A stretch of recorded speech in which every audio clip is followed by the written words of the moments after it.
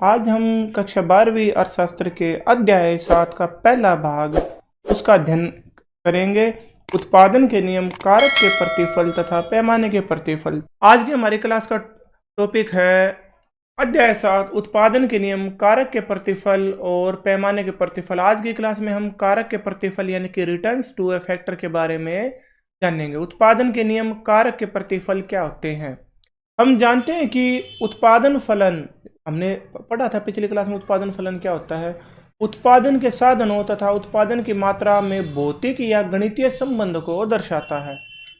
अल्पकाल में उत्पादन को बढ़ाने के लिए केवल परिवर्तनशील साधनों के अधिक प्रयोग पर निर्भर किया जा सकता है, जबकि दीर्घकाल में सभी कारकों की मात्रा को घटाया या बढ़ाया जा सकता है। इतना हमने पिछली हमारी क्लास में सीखा था कि अल्पकाल में कम से कम एक साधन तो जरूर स्थिर होगा, बाकी चाहे सारे परिवर्तनशील हो, लेकिन एक साधन अवश्य स्थिर होगा। उसकी मात्रा को हम घटा बढ़ा नहीं सकते, जबकि दीर्घकाल में हम सारे साधनों को घटा या बढ़ा सकते हैं।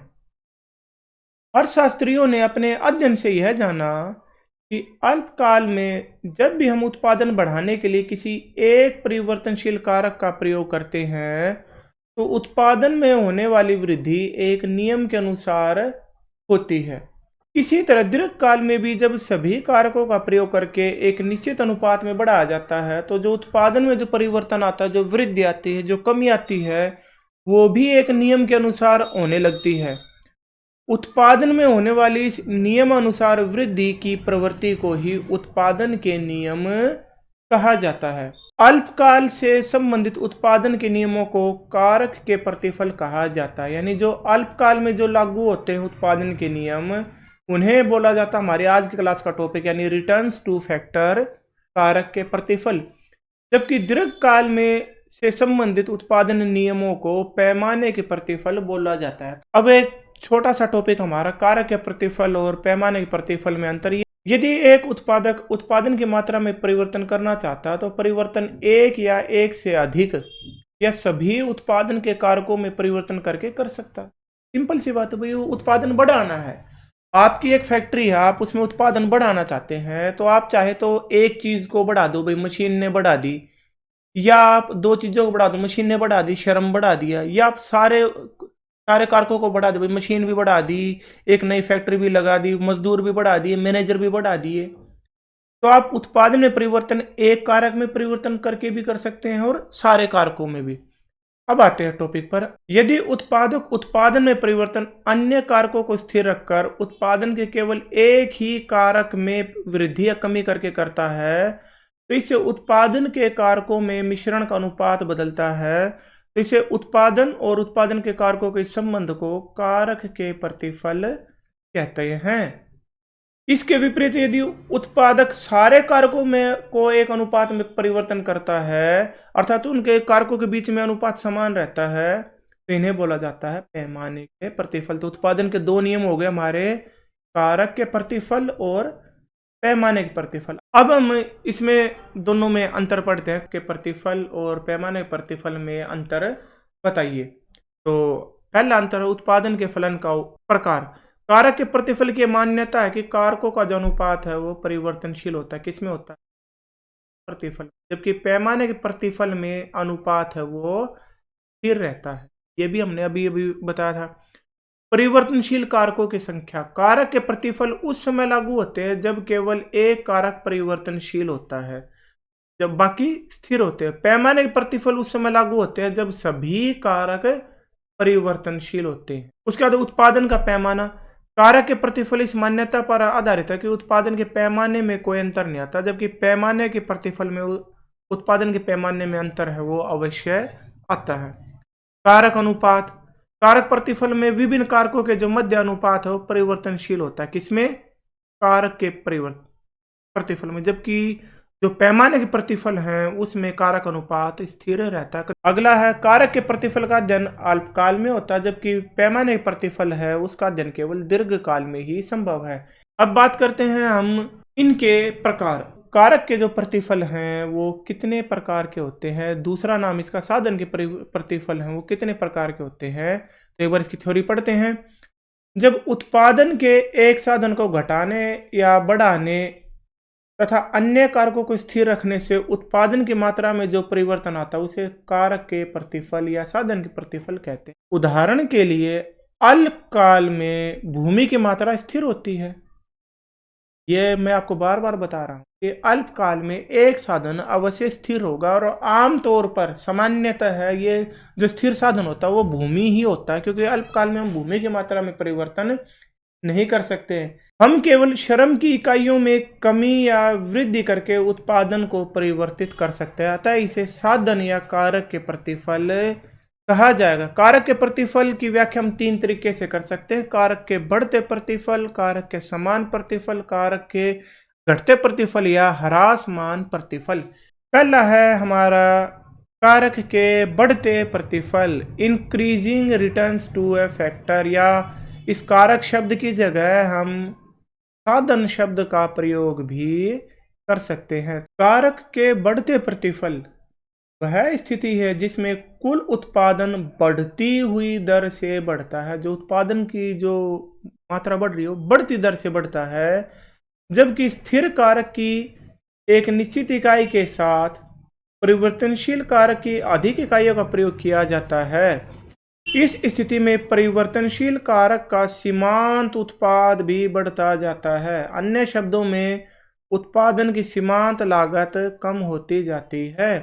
वे क्या होता है, बढ़ते प्रतिफल कब आता है, जब वो हमारा कुल उत्पाद है, कुल उत्पाद जिसे हम डिनोट करते हैं टीपी से, वो हमारा बढ़ती दर से होता है। और जो सीमांत उत्पाद है जिसे हम डिनोट करते हैं एमपी से, मार्जिनल प्रोडक्शन, ये भी हमारा बढ़ता जाता है।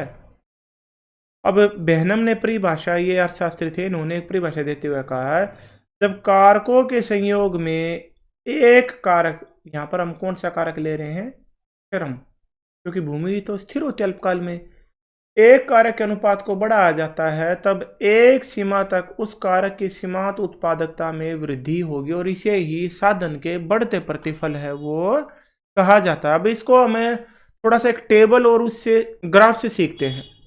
एक चीज, इस बढ़ते प्रतिफल को ध्यान से समझ लो, आपको घटते प्रतिफल भी समझ में आ जाएगा, आपको समान प्रतिफल भी समझ में आ जाएगा। एक चीज को ढंग से समझ लिया, बाकी की दोनों चीजें अपने आप ही आती चलेंगी। व्याख्या: कारक के बढ़ते प्रतिफल को हम निम्न तालिका और रेखा चित्र से समझ सकते हैं। पहले हम तालिका का अध्ययन करते हैं। ये हमारी है भूमि की इकाई है। भूमि, क्योंकि ये अल्पकाल है इसलिए भूमि की इकाइयां हैं वो हर स्थिति में एक ही रहेगी। श्रम की इकाइयां हम बढ़ाते जाते, पहले हमने एक इकाई लगाई, कुछ उत्पादन बढ़ा, फिर हमने और इकाई लगाई, और बढ़ गया, फिर हमने तीसरी लगाई, चौथी लगाई, पांचवी लगाई। तो जो हमारा कुल उत्पाद है, जब हमने भूमि की एक इकाई, श्रम की एक इकाई के साथ प्रयोग किया तो हमारा कुल उत्पादन हुआ 4। जब उसी भूमि पर हमने 2 श्रमिकों को लगा दिया तो हमारा उत्पादन बढ़कर हो गया 10, फिर हो गया हमारा 18, चौथी इकाई पर हो गया 28, और पांचवी इकाई पर हो गया 40। सीमांत उत्पाद देखें तो पहली इकाई का हमारा 4, दूसरी इकाई का 10 में से 4 गए 6, 18 में से 10 गए 8, 28 में से 18 गए 10, और 40 में से 28 गए 12, यानी लगातार बढ़ रहा है। 4, 6, 8, 10, 12 बढ़ती दर से बढ़ रहा है। सीमांत उत्पाद है वो हमारा लगातार बढ़ रहा है, तो इसलिए ये है क्या है, कारक के बढ़ते प्रतिफल। तालिका से हमें ज्ञात होता है कि जब भूमि की स्थिर मात्रा के साथ श्रम की अधिक इकाइयों का जब हम प्रयोग बढ़ाते जाते, भाई हमने एक इकाई से लेकर क्रमशः 5वीं इकाई तक किया, तो कुल उत्पाद बढ़ती हुई दर पर बढ़ता है। परिवर्तनशील कारक का सीमांत उत्पाद भी बढ़ रहा। अब इसको बनाते हैं एक ग्राफ से। ग्राफ हम 2 पार्ट में बनाएंगे। ए पार्ट हमारा दर्शाता है कुल उत्पाद को, और जो हमारा बी पार्ट है वो दिखाता है हमारे सीमांत उत्पाद को। ओ एक्स पर ये हमारा ओ एक्स अक्ष है, इस पर हमने ली श्रम की इकाइयां। ओ वाई पर हम लेते हैं उत्पादन की इकाइयां। तो हमने जब इन बिंदुओं को, जैसे श्रम की पहली इकाई पर 4, दूसरी इकाई पर 6, तीसरी इकाई ये 10, 18, 28 और 40 को दर्शाया, तो हमें ये ग्राफ प्राप्त हो गया। इसे बोलते हैं हम कुल उत्पाद वक्र, यानी टीपी की टोटल प्रोडक्शन कर्व। इसी तरह हम सीमांत उत्पाद को इस ग्राफ पर अंकित करेंगे तो ये हमारा जो सीमांत उत्पाद है ये भी हमारा ऊपर की तरफ उठ रहा है, ऐसी डायरेक्शन है, तो इसलिए ये साधन के बढ़ते प्रतिफल को दर्शाता है। अब बात करते हैं कि ये लागू क्यों होता है। अभी ऐसा क्यों हुआ कि हमने श्रमिकों की इकाई बढ़ाई तो हमारा उत्पादन बढ़ गया। भाई भूमि वही है, मशीन वही है, हमने श्रमिकों की मात्रा बढ़ा दी तो हमारा उत्पादन कैसे बढ़ गया। तो पहला कारण है स्थिर कारक का पूर्ण उपयोग। उत्पादन की प्रारंभिक अवस्था में उत्पादन के जो साधन है, भूमि है, मशीन है, इनका पूर्ण उपयोग नहीं होता। भाई 12 घंटे काम करता था, रात वाले 12 घंटे तो मशीन बंद रहती थी। उसके पूर्ण उपयोग के लिए परिवर्तनशील कारक जैसे श्रम की इकाइयों की आवश्यकता होती है। इसलिए आरंभिक अवस्था में परिवर्तनशील कारक की अतिरिक्त इकाइयों का प्रयोग करने से कुल उत्पादन में वृद्धि होती है और हमें कारक के बढ़ते प्रतिफल प्राप्त होते हैं। पहला कारण होगा स्थिर साधन का पूर्ण प्रयोग। दूसरा, परिवर्तनशील कारक की कुशलता में वृद्धि। परिवर्तनशील कारक जैसे श्रम की अतिरिक्त इकाइयों का प्रयोग करने से प्रक्रिया आधारित श्रम विभाजन संभव हो जाता है। इसके फलस्वरूप उनकी कार्य कुशलता में वृद्धि होती है और सीमांत उत्पादकता बढ़ती है। उसके बाद कारकों में उचित समन्वय। उत्पादन के स्थिर कारक के साथ परिवर्तनशील कारक की अतिरिक्त इकाइयों का प्रयोग करने से स्थिर साधन और परिवर्तनशील कारक में समन्वय में वृद्धि होती है। इससे उत्पादन बढ़ती हुई दर में वृद्धि होती है। भाई पहले एक मशीन एक श्रमिक था, 12 घंटे मजदूर काम करता था, 12 घंटे मशीन बंद। जैसे जैसे हमने श्रमिक की मात्रा बढ़ाती गई, कारकों यानी मशीन और मजदूरों के बीच में समन्वय बढ़ता गया और इस वजह से हमारा जो उत्पादन है वो बढ़ता गया। अब हम अध्ययन करेंगे हमारी दूसरी अवस्था, कारक के समान प्रतिफल, constant returns to a factor. कारक के समान प्रतिफल से अभिप्राय उस स्थिति से है जिसमें परिवर्तनशील कारक की अतिरिक्त इकाइयों का प्रयोग करने से उनकी सीमांत उत्पादकता में वृद्धि नहीं होती। यानी कि पहले जो सीमांत उत्पादकता हमारी 2, 4, 6, 8 इस तरह से बढ़ रही थी वो स्थिर रहती है। इस स्थिति में सीमांत उत्पाद स्थिर हो जाता है। हम चाहे 1 इकाइयाँ लगाए तथा या 5 इकाई लगाए, सीमांत उत्पादकता समान रहती है। इसके फलस्वरूप कुल उत्पादन में जो वृद्धि होती है वो भी समान दर से होती है। अन्य शब्दों में कहें तो जो उत्पादन है वो समान लागत पर होता है। एंसन ने परिभाषा दी है, कारक के समान प्रतिफल के नियम के अनुसार कारक के समान प्रतिफल उस समय प्राप्त होते हैं जब परिवर्तनशील कारक की अतिरिक्त इकाइयों का प्रयोग करने से उत्पादन में समान दर में वृद्धि होती है। तो इसमें याद रखना, समान प्रतिफल में कुल उत्पादन और सीमांत उत्पादन दोनों एक ही दर से बढ़ते हैं, यानी कि वो समान दर से बढ़ते हैं। ये हमारी तालिका है। भूमि की इकाइयाँ चूंकि स्थिर हैं तो एक ही रहेगी। श्रम की इकाइयाँ हम बढ़ाते जाते हैं तो हमारा उत्पादन है वो समान दर से बढ़ता, 5, 10, 15, 20, 25। यदि हम इनकी सीमांत उत्पादकता निकालें, 10 में से 5 गए 5, 15 में से 10 गए 5, तो हमारा सीमांत उत्पाद हर इकाई का 5 ही होता है। अब हम बात करते हैं इस ग्राफ की। वही ये ग्राफ भी हमारा 2 भागों में बनेगा, ए पार्ट और बी पार्ट। ए पर हम दिखाएंगे टोटल प्रोडक्शन को और बी में दिखाएंगे हम मार्जिनल प्रोडक्शन को।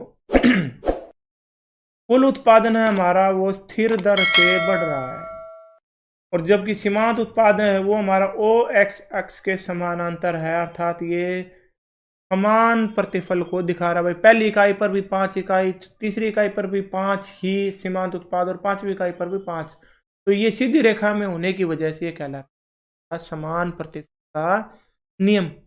अब हम बात करते हैं कि समान प्रतिफल लागू क्यों होता है। सबसे पहले होता है स्थिर कारक का अनुकूलतम प्रयोग। स्थिर कारकों के साथ जब परिवर्तनशील कारक की अधिक इकाइयों का प्रयोग करने से उत्पादन में वृद्धि होती है तो एक स्थिति ऐसी आ जाती है जब स्थिर कारक का अनुकूलतम प्रयोग होने लगता है। अनुकूलतम का मतलब बेस्ट से भी बेस्ट। अब उससे ज्यादा उत्पादन वो मशीन कर ही नहीं सकती। बेस्ट जो प्रोडक्शन होता है, बेस्ट सेटिंग हो जाती है। भाई साधन की, मशीन की और श्रमिकों की एक बेस्ट सेटिंग हो जाती है। उस लेवल पर पहुंचने के बाद हमारा समान प्रतिफल का यानी सीधी रेखा में सीमांत उत्पाद हमारा हो जाता है। तो इस अवस्था में क्या होता है, सीमांत उत्पाद जो क्या होता है अधिकतम होता है और स्थिर रहता है। आदर्श कारक अनुपात, स्थिर साधन और परिवर्तनशील कारक के बीच में जब इकाइयों का प्रयोग करते जाते हैं तो के बीच में अनुपात बदलता रहता है। तो एक स्थिति आ जाती है कि जब वो आदर्श स्थिति में पहुंच जाता है, आदर्श यानी कि सबसे बेस्ट, तो इस वजह से हमारा समान प्रतिफल का नियम है वो लागू हो जाता है। तीसरी है परिवर्तनशील कारक का कुशलतम प्रयोग। जब स्थिर कारक के साथ परिवर्तनशील कारक की बढ़ती हुई इकाइयों का प्रयोग किया जाता है तो एक स्थिति ऐसी आ जाती है जिसमें सबसे अधिक बेस्ट जो श्रम विभाजन संभव होता है। इससे बेस्ट हम कर ही नहीं सकते। इसके फलस्वरूप परिवर्तनशील कारक जैसे श्रम का सबसे अधिक कुशलतम प्रयोग होता है। सर यानी ये जो सिचुएशन बेस्ट होती है इससे ज़्यादा अच्छी हो ही नहीं सकती, तो वहां पर समान प्रतिफल के नियम है वो लागू हो जाते हैं। अब हम करेंगे तीसरे नियम का अध्ययन, कारक के घटते प्रतिफल का नियम या ह्रासमान प्रतिफल का नियम, diminishing returns to a factor और लॉ ऑफ डिमिनिशिंग रिटर्न्स। कारक के बढ़ते प्रतिफल या ह्रासमान प्रतिफल का नियम वह स्थिति है जिसमें कुल उत्पाद घटती हुई दर से बढ़ता है, यानी उत्पादन हमारा बढ़ने के स्थान पर नीचे की ओर हो जाता, घटना शुरू हो जाता है जब स्थिर कारक की एक निश्चित इकाई के साथ परिवर्तनशील कारक की अधिक इकाइयों का प्रयोग किया जाता है। इस स्थिति में परिवर्तनशील कारक का जो सीमांत उत्पाद है वो भी हमारा कम होने लगता है। अन्य शब्दों में कहें तो लागत हमारी बढ़ती जाती है। बेनम ने परिभाषा दी है कि कारक के घटते प्रतिफल के नियम के अनुसार जैसे जैसे कारकों के संयोग में किसी एक कारक अनुपात बढ़ाया जाता है तो एक सीमा के पश्चात उस कारक का सीमांत उत्पाद है वो कम होने लगता है। अब इसको सीखते हैं एक तालिका से, एक ग्राफ से। भूमि की इकाइयां हमारी स्थिर हैं, क्रम की इकाइयां हम लगातार बढ़ाते जा रहे हैं। पहले हमने एक इकाई का प्रयोग किया, फिर 2, 3, 4, 5, 6 का किया। कुल उत्पाद है वो हमारा पहले बढ़ा, अधिकतम हुआ, फिर समान हुआ और लास्ट में घट गया। सीमांत उत्पाद हमारा पहले 5 से 3 हो गया, 3 से 2, 2 से 1, फिर 0, यहाँ तक लगातार घटता रहा और उसके बाद ये -1 हो गया, यानी माइनस में भी चला गया। अब इसके तालिका का अध्ययन करते हैं कि जैसे जैसे भूमि की इकाइयों के साथ श्रम का अधिक इकाइयों का प्रयोग किया जाता है तो कुल उत्पाद घटती दर पे बढ़ता है और 5वीं इकाई के बाद कुल उत्पादन भी छठी इकाई पर घट गया। 11 के स्थान पर ये कितना हो गया, छठा श्रमिक लगाने से 10 हो गया, अर्थात गिरना आरंभ हो जाता है।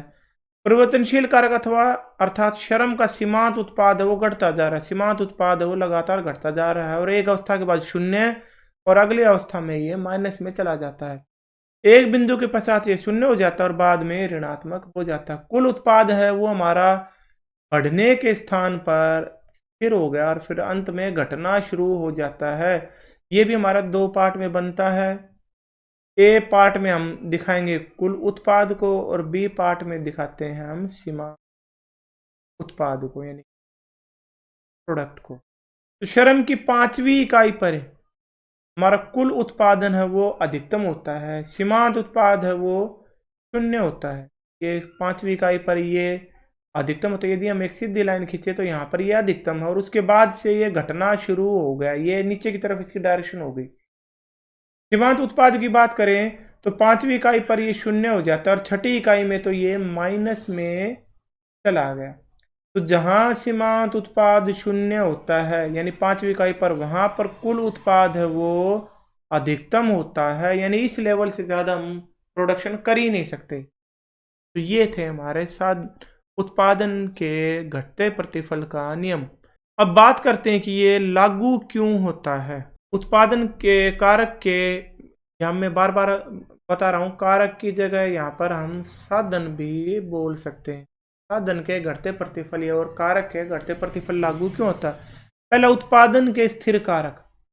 भाई हमने पढ़ा उत्पादन का एक कारक स्थिर है। अब एक मशीन पर आप 50 श्रमिकों को लगा दो तो उनके तो आधा घंटा भी हिस्से नहीं आया, तो आधे घंटे में तो वो कहते हैं तैयार करेंगे, इतने में तो उसकी शिफ्ट खत्म हो जाएगी।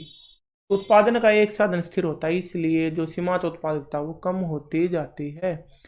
दूसरा हमारा अपूर्ण कारक स्थानापन। ये श्रीमती रॉबिन से काफ़ी बहुत प्रसिद्ध अर्थशास्त्री हैं। आप जब बड़ी क्लास में शास्त्र का अध्ययन करोगे तो इनका बार बार आपको नाम मिलेगा। श्रीमती जॉन्स रॉबिन्स बहुत प्रसिद्ध अर्थशास्त्री थी ये। इनके अनुसार घटते प्रतिफल के नियम का लागू होने का मुख्य कारण कारकों में पाए जाने वाले अपूर्ण स्थानापन्नता है। एक कारक के स्थान पर हम दूसरे कारक का प्रयोग का पूरी तरह से प्रयोग हम नहीं कर सकते। इसलिए जब स्थिर कारक का कुशलतम प्रयोग होने लगता है, उसके स्थान पर किसी दूसरे कारक का स्थानापन्न नहीं किया जा सकता।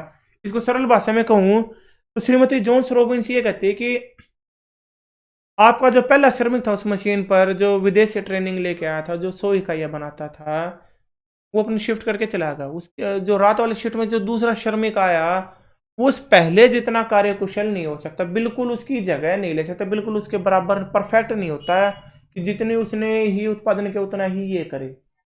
वो कम कुशल होगा, इसलिए कम इकाइयों का उत्पादन करेगा और इस वजह से सीमांत उत्पादन है वो घटता जाता है। उसके बाद कारकों की कम समन्वयता, जैसे जैसे हम श्रमिकों की मात्रा बढ़ाते जाएंगे, उनके बीच में जो एक बॉन्डिंग थी, जो समन्वयता थी, वो गड़बड़ हो जाती। ये जो पॉइंट है, ये हमारा पेपर में की दृष्टि से भी ये भी हमारा मोस्ट इम्पोर्टेंट टॉपिक है हमारा। इस नियम का लागू होने का कारण, पेपर में एक सिंपल सा सवाल आएगा कि कारक के घटते प्रतिफल का नियम कृषि पर क्यों लागू होता है। पेपर में ये प्रश्न आ सकता है आपका कि कारक के घटते प्रतिफल का नियम या साधन के घटते प्रतिफल का नियम कृषि पर क्यों लागू होता है। चलिए इसको पढ़ते हैं, ध्यान से सुनेंगे इसको। कारक के घटते प्रतिफल के लागू होने के संबंध में अर्थशास्त्रियों में मतभेद पाया जाता है। मार्शल ने इस धारणा को अपने शब्दों में कहा है, जहां प्रकृति द्वारा उत्पादन में दिए गए योगदान में घटते प्रतिफल की प्रवृत्ति होती है, वहां मनुष्य जहां उत्पादन करता है वहां पर बढ़ते प्रतिफल की है। मार्शल जो अर्थशास्त्री थे, प्रसिद्ध अर्थशास्त्री, और ये क्लासिकल अर्थशास्त्री थे, तो ये बोलते हैं कि जो जहां प्रकृति उत्पादन करती है, जैसे कृषि है, खनन है, वहां पर घटते प्रतिफल का नियम लागू होता है। लेकिन जहां मनुष्य काम करता है वहां पर बढ़ते प्रतिफल का नियम लागू होता है, यानी कि फैक्ट्रियों में। तो इस कथन से हम यह निष्कर्ष निकाल सकते हैं कि कृषि में प्रकृति का योगदान उद्योगों की अपेक्षा अधिक होता है, इसलिए कृषि पर घटते प्रतिफल का नियम लागू होता है। इसके विपरीत उद्योगों में मनुष्य का योगदान अधिक होता है, इसलिए परिवर्तनशील कारक में के बढ़ते प्रतिफल के नियम लागू होने की प्रवृत्ति पाई जाती है। परंतु इसकी खंडन किया है आधुनिक अर्थशास्त्रियों ने। आधुनिक अर्थशास्त्रियों के अनुसार यह धारणा उचित नहीं है। उनके अनुसार इस नियम के लागू होने का मुख्य कारण किसी एक कारक का स्थिर होना है, और यह स्थिर कारक केवल भूमि, कारखाने, मछली पालन या भवन ही नहीं होते, बल्कि मशीनें, कच्चा माल आदि भी हो सकते हैं। इसलिए यह नियम उत्पाद के प्रत्येक क्षेत्र में लागू होता है, परंतु कृषि में यह अन्य क्षेत्रों की तुलना में जल्दी लागू हो जाता है। प्राचीन अर्थशास्त्री थे, वो ये कहते हैं कि कृषि में घटते प्रतिफल का नियम ज्यादा लागू होता है और उद्योगों में बढ़ते प्रतिफल का नियम ज्यादा लागू होता है। परंतु आधुनिक अर्थशास्त्री ये कहते हैं कि ये जो नियम है, चाहे वो घटते प्रतिफल का नियम हो या बढ़ते प्रतिफल का नियम हो, ये कहीं भी लागू हो सकते हैं, लेकिन कृषि में ये उद्योग की तुलना में जल्दी लागू होता है, क्योंकि कृषि उन तत्वों पर निर्भर करती है जिस पर मनुष्य का जोर नहीं चलता। अब फैक्ट्री में आपने उस मशीन पर 50 मजदूर लगा रखे थे, उत्पादन आपका घटते प्रतिफल का नियम लागू, आपने 20 मजदूरों की छुट्टी कर दी, भाई कल से मत आइयो, 30 मजदूर रह गए, बेस्ट कॉम्बिनेशन होगा, आपका उत्पादन बढ़ रहा है। लेकिन कृषि प्राकृतिक साधन जो तत्व उन पर ज्यादा निर्भर करती है, भाई बारिश ही नहीं हुई, या टिड्डी दल का हमला हो गया, या बारिश इतनी ज्यादा हो गई कि फसल डूब गई, तो इन पर मनुष्य का कोई जोर नहीं है। तो आधुनिक शास्त्री ये कहते हैं कि घटते प्रतिफल का नियम कहीं भी लागू हो सकता है, परंतु कृषि पर प्रकृति का ज्यादा प्रभाव है, इसलिए कृषि पर यह सबसे पहले लागू होता है। लागू तो कहीं भी हो सकता है, लेकिन कृषि पर सबसे पहले लागू होता है। परिवर्तनशील अनुपात का नियम, ये क्या होता है? ये आधुनिक जो अर्थशास्त्री हैं उन्होंने क्या किया, तीन नियमों के बजाय तीनों को मिला दिया और उसका नाम रख दिया परिवर्तनशील अनुपात का नियम, या घटते बढ़ते अनुपात का नियम, बढ़ते समान और घटते अनुपात का नियम। आधुनिक अर्थशास्त्रियों ने उपरोक्त तीनों प्रवृत्तियों के स्थान पर परिवर्ती अनुपात के नियम का प्रतिपादन किया। उनके अनुसार अल्पकाल में जब वस्तु का उत्पादन बढ़ा जाता है तो परिवर्ती अनुपात का नियम लागू होता है। जब अल्पकाल में उत्पादन की कारक को मात्रा बढ़ाया जाता है तो कारकों के अनुपात में परिवर्तन हो जाता है। इस कारण से जो उत्पादन में जो परिवर्तन है वो विभिन्न दरों से होता है, और इन विभिन्न दरों के कारण इस नियम का क्या नाम रख दिया, परिवर्ती अनुपात का नियम, घटते बढ़ते अनुपात का नियम। परिवर्ती नियम के अनुसार ये क्या बोलता है, परिवर्ती अनुपात के नियम के अनुसार जब उत्पादन का एक साधन परिवर्तनशील, अन्य कारक स्थिर होते हैं, तो उत्पादन के परिवर्तनशील कारक में अनुपात में वृद्धि करने से उत्पादन पहले बढ़ता है, फिर समान होता है, फिर घटते अनुपात में बढ़ता है। तो इसे ही घटते बढ़ते अनुपात का नियम कहा गया। भाई वही बात है ना जो मैंने आपको बताया, पहले उत्पादन बढ़ेगा, फिर समान होगा, लास्ट में घटते अनुपात में लागू होगा। ये इसकी परिभाषा दे रखी है, ये मैं आपके नोट्स हैं उसमें आप आसानी से पढ़ सकते हैं। अब इसकी मान्यताएं क्या होती है? मान्यताएं वे शर्तें होती हैं जो किसी सिद्धांत को लागू होने के लिए लागू होती है। भाई कंडीशन है, भाई ये उत्पादन कंडीशन होगी तो ये सिद्धांत लागू होगा। पहली मान्यता है उत्पादन का जो अनुपात है वो कारकों के बीच अनुपात वो स्थिर नहीं है, वो बदलता जाता है। ये तो मैं बता ही चुका हूँ। जो हमारी भूमि है उसकी एक इकाई, जो श्रम है उसकी इकाइयाँ हमारी बढ़ रही हैं। अब देखिए यहाँ पर अनुपात 1:1, यहाँ पर अनुपात 1:2, यहाँ पर अनुपात 1:3, तो ये अनुपात परिवर्तनशील होता है, तो इसकी मान्यता है। दूसरा, सभी इकाइयाँ समरूप होती हैं, समान रूप से कुशल हैं। तीसरी इसकी मान्यता है उत्पादन के कुछ साधन स्थिर होते हैं, इसलिए उत्पादन में परिवर्तन केवल परिवर्तनशील कारक के कारण होता है। और चौथी इसकी महत्वपूर्ण मान्यता, या इसका अपवाद भी बोलते हैं, भाई परिवर्तनशील अनुपात का क्या अपवाद है कि उत्पादन की तकनीक में कोई परिवर्तन।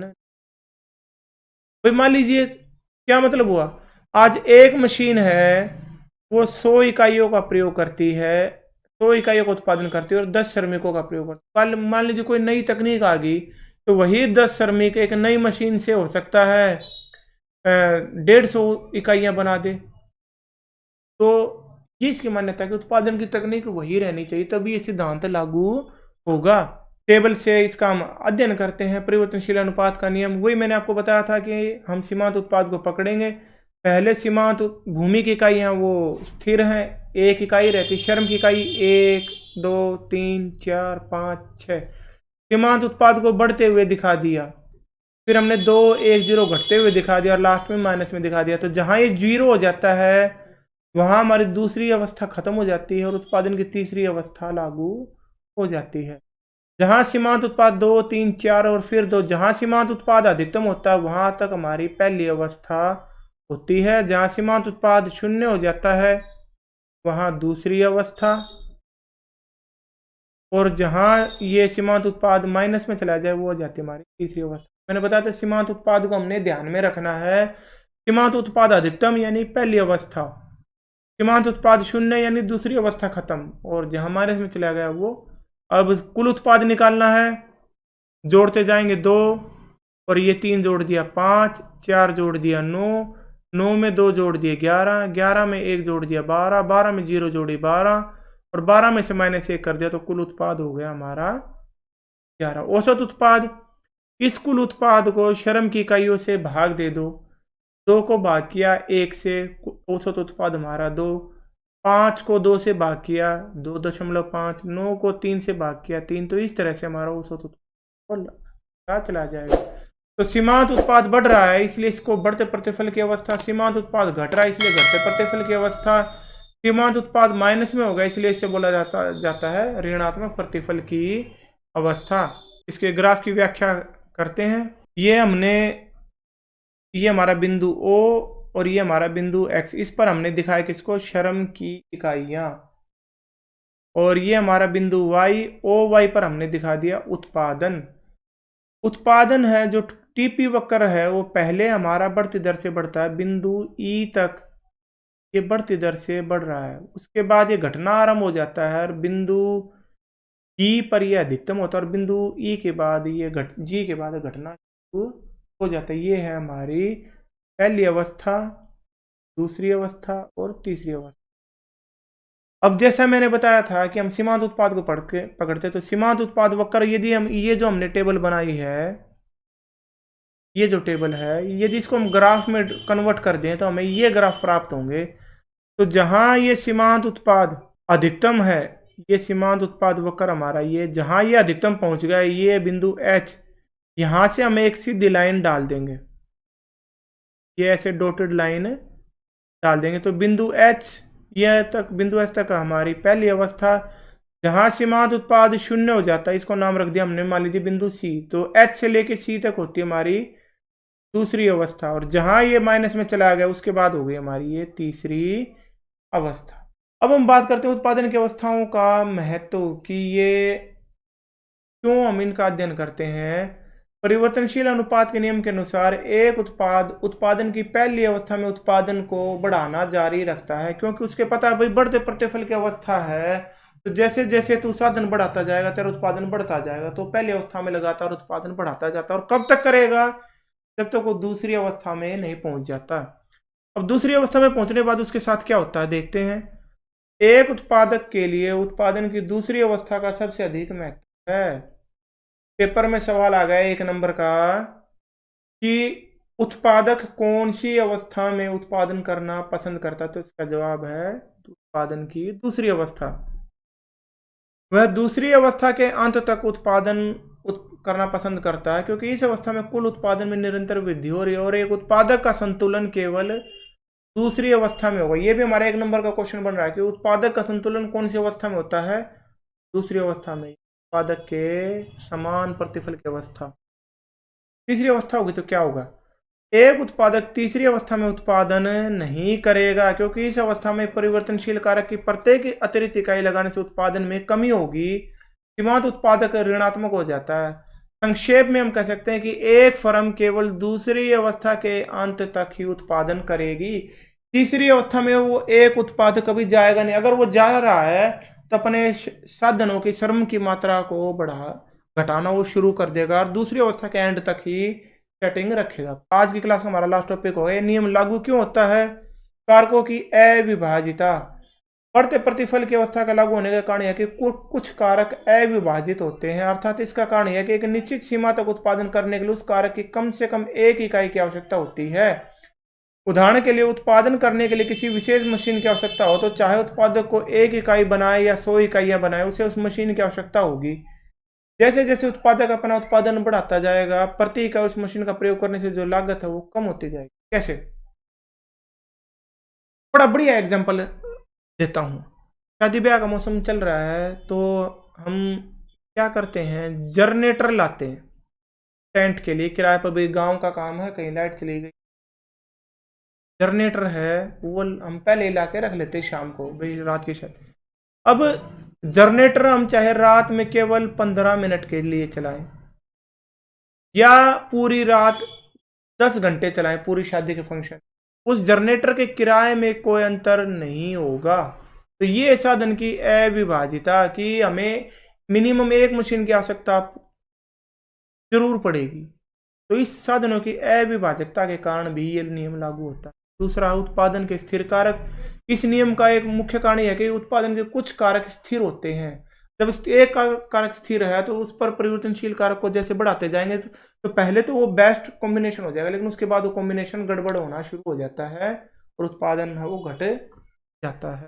बात करते हैं तीसरा हमारा कारण है स्थिर कारक का इष्टतम प्रयोग। भाई हर एक चीज का एक बेस्ट यूज होता है, ऑप्टिमम यूटिलाइजेशन होता है। यदि उसके बाद भी यदि हम उसका प्रयोग करते चलेंगे तो क्या होगा, वो समन्वय है वो गड़बड़ा जाएगा और उत्पादन घट जाएगा और उत्पादन की तीसरी अवस्था है वो लागू हो जाएगी।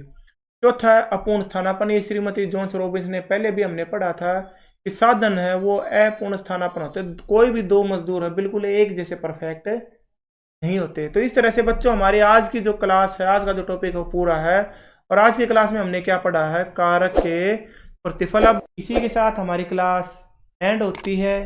जय हिंद, जय भारत।